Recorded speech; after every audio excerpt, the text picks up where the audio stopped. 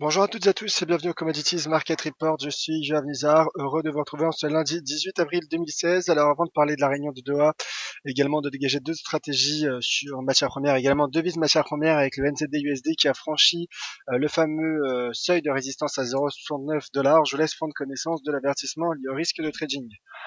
Négocier sur marge sur le marché des devises ou via des produits CFD comporte un risque élevé et ne peut être recommandé à tout investisseur. FXCM et DailyFX ne pourront en aucun cas être tenus responsables de pertes ou dommages occasionnés, incluant sans restriction des pertes ou manques à gagner qui pourraient découler directement ou indirectement de l'utilisation de ces informations. Voilà donc pour cet avertissement. Bonjour JS, bonjour Laurent, bonjour Discalex, bonjour Jean-Yves, bonjour Tony, bonjour Morpho, bonjour à toutes et à tous. Donc qui venez de me rejoindre, notamment sur le chat. N'hésitez pas à laisser vos messages ou poser vos questions. Voilà, tout simplement, vous êtes les bienvenus. Alors, on va débuter ce Commodities Market Report par le cours du pétrole, le cours du pétrole qui est fortement sous pression suite à l'échec des négociations de Doha. Donc, pour ceux qui ne l'auraient pas suivi, en effet, il y a eu un désaccord, notamment entre l'Arabie Saoudite et l'Iran. L'Arabie Saoudite souhaitait que chaque pays présent à cette réunion, représenté à cette réunion, participe à ce gel de production, chose qu'a refusé l'Iran. L'Iran souhaite en effet revenir à ses seuils, à ses niveaux de production pré-sanction internationale. Et l'objectif de l'Iran est donc de produire 4 millions de barils par jour, pardon. Donc en effet, il y a eu un désaccord notamment sur ce point. Mais ce qui est intéressant de constater d'un point de vue graphique, c'est en effet donc ce repli sous cette résistance, sous ce seuil à 42 $ pour le cours du baril. Mais première réaction, en tout cas première mèche basse qui commence à prendre un peu d'ampleur, qui intervient sur ce seuil à 38 $, ce seuil qu'on a suivi à moyen terme ces dernières semaines. En effet, c'est une inversion de polarité, car c'est un seuil de résistance qui sert également de support.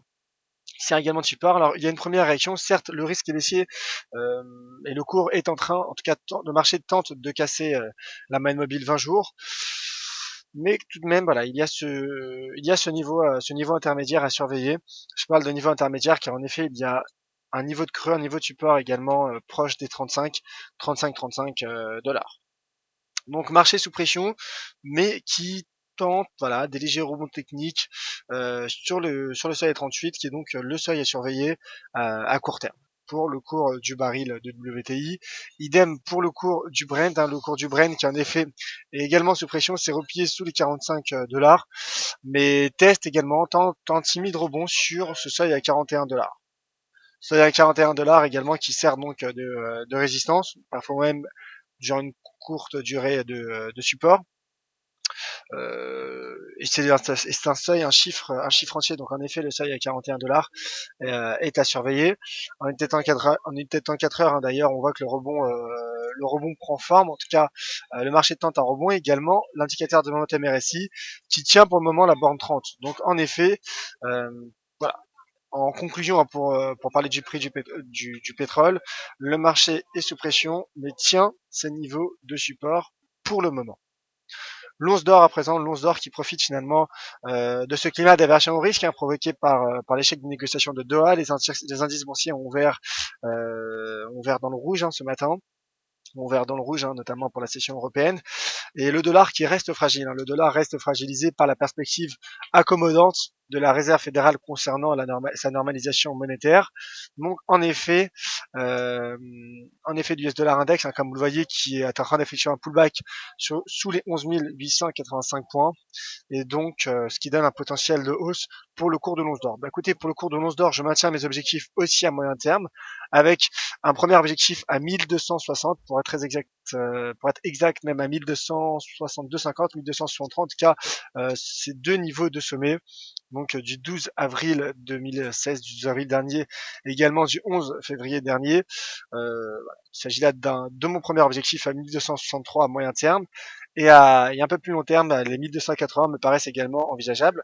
D'ailleurs, l'indicateur de tendance MACD en étant 4 heures vient tout juste de croiser à la hausse la ligne de signal, qui confirme finalement que le rebond pourrait se poursuivre,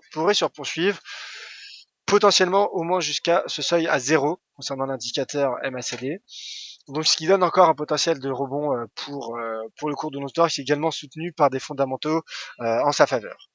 Idem pour l'argent, donc qui est positivement corrélé au cours de l'once d'or, qui a atteint la semaine passée, qui a atteint même ce matin mon premier objectif à 16,35 $. Alors en effet, il y a un reflux sur ce niveau, qui est un niveau de résistance également. Mais écoutez, je maintiens mon objectif énoncé la semaine passée, mon deuxième objectif plutôt, à 17 $. Donc cible moyen terme, d'ailleurs l'indicateur de momentum RSI se maintient au-dessus de la borne 50. Donc en effet, ça donne, selon moi, un peu plus de potentiel de hausse également au cours du métal gris. Donc 17 $, c'est mon objectif.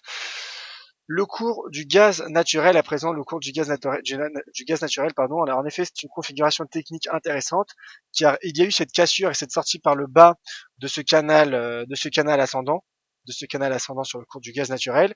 Mais que fait le marché? Le marché, écoutez, rebondit sur son support, ce support qu'on ne présente plus à 1,90 $.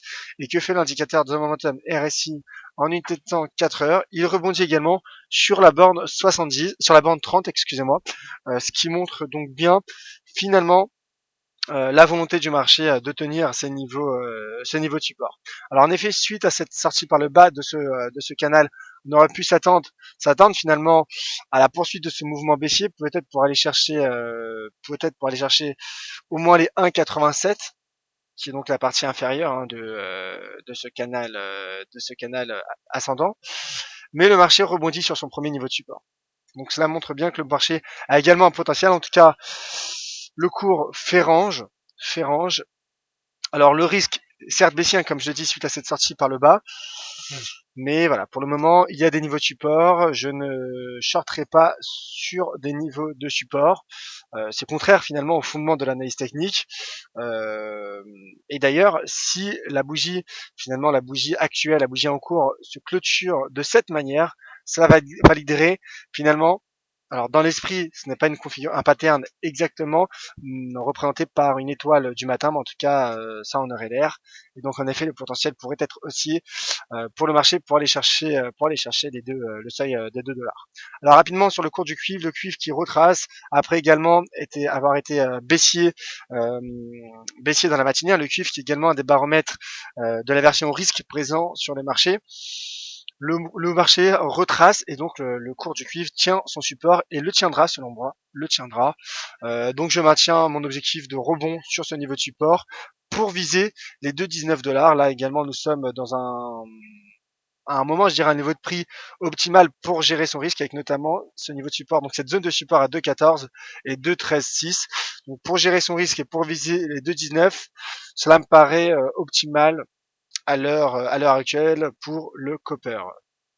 Alors rapidement, les deux derniers métaux précieux, ensuite je passerai aux devises matières premières, car je vois qu'il y a plusieurs questions sur le chat, et d'ailleurs j'en profite pour remercier Discalex qui me confirme que le son image fonctionne bien. Alors le palladium, qui poursuit finalement dans le sillage de la sortie par le haut de ce canal baissier, qui a suivi finalement, en tout cas ce rebond ensuite sur les 535 $ a suivi cette sortie par le haut de ce canal baissier. Le marché teste donc à présent cette zone 570-571 $. Donc je maintiens mes objectifs 571 $. Et le deuxième objectif qui est l'objectif de l'analyse technique à 604 $. Au moins 600 $, car c'est le chiffre symbolique, 600 $. Voilà. D'ailleurs, l'indicateur de momentum RSI a également croisé à la hausse la borne 50 en données journalières. Donc je pense en effet au même titre que l'once d'or et que l'argent, que les deux autres métaux précieux, donc le palladium et le platine, ont également un potentiel de hausse, malgré finalement un reflux sous cette résistance à 570 $. 600 $ me paraît envisageable moyen terme pour ce marché. Alors pour le platine, en revanche, un peu plus de prudence, car en effet il y a repli technique sous ce seuil symbolique, sous cette résistance symbolique à 1000 $. Mais on se rend compte, alors en effet, le marché est sorti par le haut de ce biseau descendant, mais que fait le marché actuellement? Le marché semble tenter un range entre les 1000 $ et ce support à 940 $. Alors pour le moment, en effet, tant que le marché se situe au-dessus de la partie supérieure de ce biseau, je continue de croire qu'il conserve un potentiel de hausse pour viser notamment un retour sur les 1000 puis les 1020 $. Mais le risque de range est également présent. Donc voilà. il faudra gérer, je pense, ce seuil symbolique, cette résistance symbolique à 1000 dollars pour le cours du platine. Alors on enchaîne avec le forex. Donc pour le dollar américain, j'en ai parlé, le risque est baissier, vous l'avez compris. USD CAD, malgré un gap haussier suite à cette réunion de Doha, que fait le marché? Le marché est en train de se replier sous cette oblique baissière. Alors en effet, le gap est en train d'être comblé, ce qui confirme également le risque baissier sur l'USD CAD.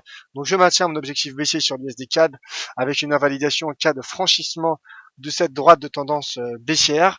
Donc à très court terme, pour les day traders, je maintiens ma cible à 1,2845. En tout cas, il s'agit là de ma cible, donc à court terme, 1,2845 dollars canadiens. Et en cas de franchissement, je confirmerai mon risque baissier, mon scénario baissier pour viser les 1,2375 dollars canadiens. Alors passons à présent au dollar néo-zélandais et dollar australien. Ensuite, promis, je passerai aux questions. Alors le dollar néo-zélandais, en effet, le NZD-USD, c'est ma stratégie de la semaine et ma stratégie même de long terme. Alors en effet, comme vous le voyez, en données hebdomadaires, le marché a enfin clôturé au-dessus de cette résistance à 0,69 dollars. Donc cette résistance a été franchie en weekly pour la première fois depuis tout simplement 10 mois. Dis-moi, car le cours n'avait plus clôturé au-dessus de ce niveau depuis la semaine du 13 juin 2015. Donc près de 10 mois, résistance majeure qui a été franchie sur ce taux de change NZD-USD, et ce qui met donc fin à tout scénario baissier selon moi et enclenche des scénarios haussiers de long terme, donc ma cible de long terme. Alors quand je dis de long terme, il s'agit bien de plusieurs mois, ça peut prendre 3 mois, 6 mois, peut-être plus même en tout cas. Euh, j'ai une conviction forte sur le NZD-USD pour viser 0,75 voire 0,76, le 0,76 qui est l'objectif finalement théorique de l'analyse technique, car il s'agit là tout simplement de ce range dupliqué sur le point de cassure, et donc sur cette ligne de coût, donc qui correspond grosso modo voilà aux 0,76 dollars. D'ailleurs, l'indicateur de tendance MACD avait croisé déjà depuis 2 semaines à la hausse la borne 0, le seuil 0, ce qui confirme finalement le potentiel de hausse qu'a le marché. Donc en effet, je continue de penser, je pense même, voilà, tout simplement que le NZD-USD a le potentiel pour aller chercher les 0,75 voire les 0,76 dollars, mais sur du long terme, avec une invalidation qui pourrait finalement, un scénario d'invalidation qui pourrait prendre forme en cas de cassure hebdomadaire des 0,68 dollars. Voilà, tout simplement. Dans ce contexte, l'AUD-USD conserve également un potentiel de hausse, malgré avoir été affecté à l'ouverture par les discussions sur Doha. Le marché qui est également ouvert sur un gap baissier, comme vous voyez, le marché qui a comblé son gap baissier et le marché qui teste cette résistance à 0,77 dollars. Donc en effet, en cas de franchissement, un biais aussi, un potentiel haussier serait validé pour la USD. Le marché a accéléré. D'ailleurs, j'en profite juste pour finir avec une information sur le NZD, car le NZD profite également finalement des chiffres sur l'inflation en Nouvelle-Zélande, certes qui en glissement mensuel sont ressortis conformes aux attentes du consensus à 0,4%, mais en glissement trimestriel, l'inflation a battu les attentes du consensus, puisque le taux d'inflation global est ressorti à 0,2% lorsque le consensus s'attendait, anticipé du moins 0,1%. Voilà donc pour l'AUD-USD qui conserve un potentiel de hausse, mais toutefois j'attendrai le franchissement de ce seuil majeur à 0,77 dollars. Beaucoup de questions, donc je vais passer aux questions rapidement. Donc voilà, Stéphane qui demande un point sur l'AUD-USD, ça vient d'être fait également. Pas d'eau, donc bonjour Yoav, l'AUD-USD va-t-il baisser avec le pétrole? Écoutez, pour le moment, l'AUD-USD progresse, est en train de franchir les 0,77 dollars. L'AUD, toutefois, le dollar australien, qui est davantage corrélé au cours de l'once d'or ou encore au cours du cuivre qu'au cours du pétrole, conserve d'autant plus un potentiel de hausse par effet de corrélation des matières premières. Alors JS sur le pétrole, Je prends un méchant gap. Conseillerez-vous d'attendre une petite consolidation pour couper avec moins de pertes ou bien? Bref, comment conseillerez-vous de gérer cette situation? La perte n'est pas énorme, environ 100 dollars d'IGS. Alors écoutez, en effet, hein, le money management est propre à chacun, notamment à chaque trader, hein, notamment en fonction de la version au risque de chacun. Toutefois, ce que je peux dire sur le cours du pétrole, et cela confirme hein, finalement ce que je disais sur les scénarios de retracement, le marché qui retrace et qui tient son support à 38 dollars et qui repasse hein, maintenant, voilà, qui est en train de repasser, en tout cas le marché tente de repasser au-dessus de la moyenne mobile 20 jours. Je ne serais pas étonné qu'il y ait des prises de bénéfices et que le marché, après avoir été sous pression depuis, en tout cas à l'ouverture, hein, par ces gaps, reparte à la hausse. Indicateur de momentum RSI tient également la borne 50. Euh, alors certes, le risque est baissier sous 42 dollars, mais le pétrole rebondit. Ce que je peux vous dire, c'est que le pétrole rebondit et que je ne serais pas étonné qu'il y ait rebond du cours du pétrole sur ce seuil d'inversion de polarité majeure à 38 dollars. Donc voilà. Je pense qu'un rebond pour viser à 42 dollars est envisageable hein, pour le cours du pétrole. Et en effet, on avait prévenu vendredi mon cher JS qu'il fallait faire attention au risque de gap avec notamment cette réunion de Doha, donc prudence hein, toujours sur le pétrole qui reste toutefois risqué, je le rappelle, car les fondamentaux en tout cas dégagent, conservent, donnent un potentiel de baisse pour le pétrole. Alors Tony, analyse relativement simple, tout s'est passé comme prévu, aucune nouvelle donc que le marché n'avait pas anticipé. Grève au Koweït, selon moi, plutôt bidon, ça permet de fournir le client tout en mettant une pression sur le cours. Plusieurs achats pour moi, bah écoutez, on voit que pour le moment en effet le marché retrace et le marché tient en tout cas tente de tenir sa moyenne mobile 20 jours, mais c'est surtout hein, ce support à 38 dollars qui me paraît majeur donc pour le cours du WTI et le support à 41 dollars pour le Brent qui voilà les pétrolières qui accélèrent depuis quelques minutes donc c'est parfait pour les acheteurs bien sûr. Bruno de Let's Speak, platine et platinium, un mot, bah écoutez, j'en ai parlé. Les métaux précieux qui conservent selon moi un potentiel de hausse avec notamment la baisse du dollar américain. Mon cher Bruno. J, bonjour Yaf, ton avis sur l'USD CAD, comme je disais, baissier intraday. Ensuite, il faudra gérer donc ce support à 28,45. En tout cas, ma cible intraday se situe à 28,45 à court terme, hein, donc qui correspondrait également avec finalement le fait que le marché comble ce gap. D'ailleurs, le marché est en train de le combler. Mais sur l'USDK, de toute façon, la tendance est baissière et cette droite de tendance baissière n'a pas été franchie. Donc, pour le moment, il n'y a pas de raison, je dirais, en tout cas, je n'ai pas de raison d'être haussier sur ce taux de change USD4, d'autant plus que, comme j'en parlais il y a un instant, le pétrole rebondit.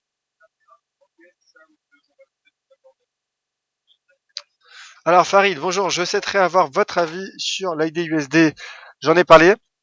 L'ID qui est aussi en tout cas qui conserve un potentiel de hausse mais qui teste la résistance à 0,77 dollars. Et l'USD Index nous demande donc Farid, bah écoutez l'USD Index, c'est vrai que j'en ai parlé mais peut-être pas suffisamment. En effet le marché qui tente finalement un pullback sous ce niveau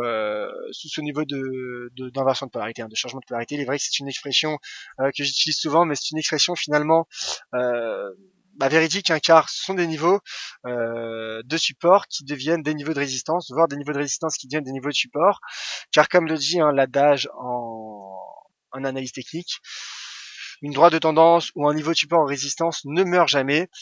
Et cette notion d'inversion de polarité met en évidence cette idée, car en effet le marché a cassé ce support, mais vient tester et vient se replier sous ce niveau de support, mais qui est donc devenu maintenant résistance. Donc en effet, du point de vue de l'analyse technique, je pense que l'US dollar index a le potentiel pour retomber jusqu'aux 11 800 points. Jusqu'aux 11 800 points, voire à moyen terme, voire moyen long terme, sur ce niveau de support, sur ce beau niveau de support, à 11 730 points, mon cher Farid.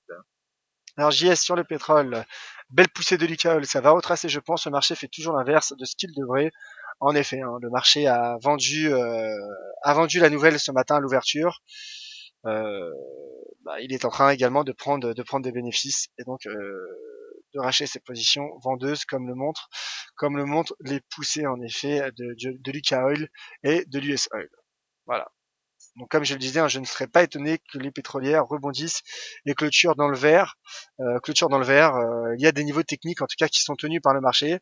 Le seul bémol, c'est que ces niveaux, en tout cas les bougies, ne sont pas encore clôturées, ne sont pas encore confirmées, les bougies en cours, car là, elles n'ont pas encore clôturé, donc pas encore validées. Mais pour le moment, si le marché devrait clôturer de cette manière, je dirais que le potentiel est plutôt aussi, hein, sur le WTI et également sur le Brent. Alors cela n'engage que moi, c'est simplement mon avis. Certes, passer à l'achat serait risqué, car d'un point de vue fondamental, le risque est baissier, vous l'aurez compris. Alors JS, concernant l'argent, je le vois baissier, jeter un œil en hebdo et daily, échec à 16,55 et retour vers 15,70 plausible, me demande JS. Alors on va mettre mon graphique en weekly. Écoutez, de manière générale, hein, que ce soit en weekly ou en daily, il y a certes ce niveau de résistance qui est composé, de deux points hauts, donc de ces deux points hauts représentés par ces mèches, ces points hauts de la séance du 28 octobre 2015 et le point haut de vendredi. Donc, en effet, il y a cette résistance à 16,35 hein, plutôt que 16,55, j'y dirais. Alors en bikini, on va voir ce que cela donne, hein, 16,55. Alors on regarde ça tout de suite. 16,55 weekly. Voici donc cette résistance. Ce n'est pas non plus une résistance, ce n'est pas non plus un seuil parfait, hein, car on voit qu'il coupe pas mal de bougies, plutôt que de les prendre finalement au travers des niveaux de clôture ou d'ouverture. Moi je dirais voilà, hein, cette résistance à 16,35. Selon moi, il s'agit simplement d'un reflux. Mais regardez, hein, le marché est soutenu tout de même par cette oblique haussière, et le marché surtout se situe entre finalement le RSI pardon se maintient au-dessus de la borne 50, ce qui confirme selon moi donc le potentiel de hausse sur le cours de l'argent. Voilà. Je pense en effet que le marché pourrait atteindre les 17 dollars, mais sur du moyen terme, mon cher JS. Alors, Farid, justement, qui demande hein, l'USD Index de New York. Alors, laissez-moi juste le temps de mettre le graphique donc de TradingView. Le graphique de TradingView. Alors, laissez juste un instant, je télécharge.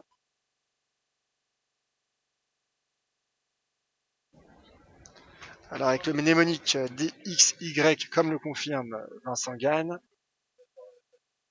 De toute façon, Vincent va en parler.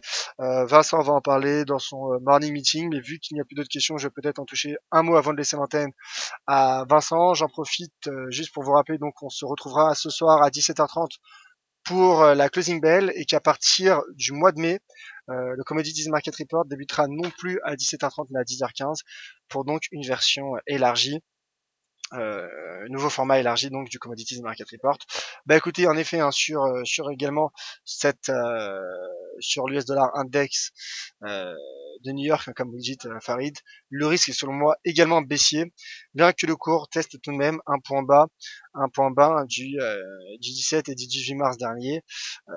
Mais en tout cas, voilà, je suis baissier sur le dollar américain, et cette baisse serait confirmée par la cassure du niveau que teste hein, finalement le marché. Alors merci JS, hein, merci JS pour ce commentaire qui fait chaud au cœur. Juste avant de vous laisser quelques annonces, donc tout d'abord vous retrouverez tout de suite, donc dans 5 minutes même, Vincent Gann pour le morning meeting. On se retrouve ce soir à 17h30 pour la closing bell. Je reste à votre disposition sur Twitter @Nizar, et j'en profite également pour vous informer que je serai absent quelques jours. Donc je reviendrai pour des webinaires le lundi 2 mai prochain. Le Commodities Market Report et la Closing Bell seront assurés par Vincent et Sylvain dès demain. Voilà. Donc tout simplement, on se retrouve lundi 2 mai, non pas à 10h30, mais à 10h15, toujours pour dégager de nouvelles stratégies. Et je ferai un point également sur ma stratégie de long terme NZD USD. On verra si le marché se rapproche un peu plus de ma cible à 0,75 $. Merci à toutes et à tous. Pour ceux que je ne retrouverai pas ce soir à la closing bell à 17h30, écoutez, je vous souhaite, je vous dis à bientôt et toujours de rester prudent sur les marchés. C'était Yoav Nizar pour le Commodities Market Report de DailyFX. Merci mon cher JS, merci Pige, vivement le donner en effet. Et très bonne journée. À tout à l'heure pour la closing bell et pour les autres, au demain. C'était Yoav pour DailyFX. Bonne journée.